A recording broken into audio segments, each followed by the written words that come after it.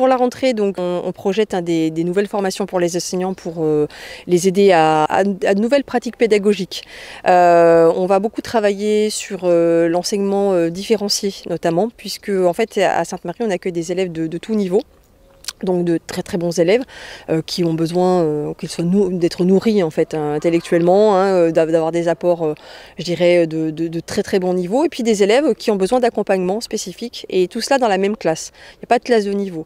Donc les enseignants ont demandé à vraiment travailler cette capacité d'avoir dans une même classe des élèves de niveaux différents et de pouvoir adapter leurs enseignements à cette différence. On a aussi beaucoup d'élèves à besoins particuliers.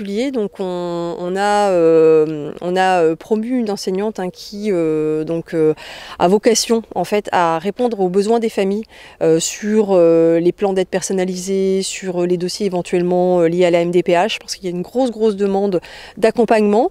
Alors parfois simplement pour rassurer en disant que bon, c'était peut-être pas la peine et qu'on était suffisamment armés à l'école pour pouvoir soutenir les enfants.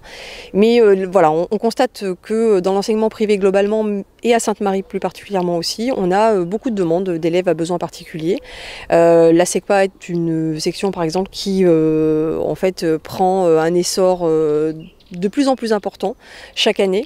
Donc ça fait partie des projets de la rentrée. Alors après, dans les projets un petit peu novateurs, on ouvre donc au 6e et au 5e, à partir de septembre 2020, la possibilité d'avoir de l'anglais renforcé en 6e et en 5e, grâce à l'arrivée de 2 assistants de langue, qui vont travailler de manière un peu originale, puisqu'ils vont non seulement servir au dédoublement des classes d'anglais, mais aussi à l'accompagnement de professeurs dans d'autres matières. C'est-à-dire que l'anglais sera enseigné par exemple sur une heure de PS, ou sur une heure de sciences physiques, ou sur une heure d'histoire-géographie, peu importe, avec des professeurs qui sont volontaires.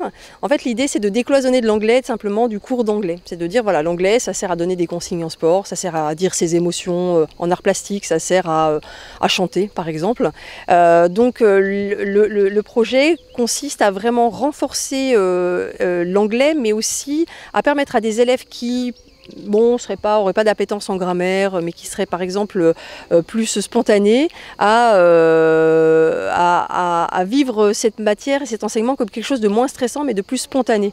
On sait que quand on apprend l'anglais, à 80%, c'est pour s'en servir à l'oral, dans des conversations assez basiques, et pas à l'écrit. Donc c'est vraiment le projet de Sainte-Marie de renforcer ceci, à savoir qu'on maintient le théâtre pour tous en 6e, encore une fois, pour que les élèves sachent s'exprimer, et plaisir à sortir d'eux-mêmes et à ne pas rester enfermés dans leur bulle, à savoir que quand même, on le sait aujourd'hui, il y a pas mal d'épreuves au bac notamment, qui sont à l'oral, et si dès le collège on apprend à s'exprimer en public, c'est quelque chose qui a à mon avis beaucoup d'avenir. Voilà.